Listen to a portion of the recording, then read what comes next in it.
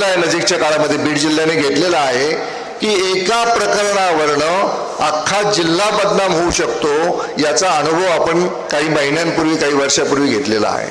हे अजिबात होता कामा नये, खरं म्हणजे अजिबात होता कामा नये. एखाद्या जिल्ह्यातले एखाद्या तालुक्यातली मंडळी, एखादा समाज या पद्धतीचा असू शकतो, याच्यावर आपल्यापैकी कुणीही विश्वास ठेवता कामा नये.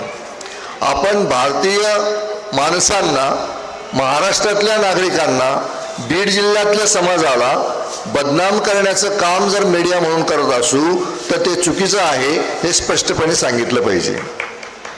आणि ते का नाही केलं पाहिजे? कारण त्याचा आपण भाग आहोत. समुद्रातली ओंजळ ज्यावेळी तुम्ही घेतली, समुद्रातल्या पाण्याची ओंजळ घेतली, कुठेही घेतली तरी ती खारीच असते, ती काही गोड नसते.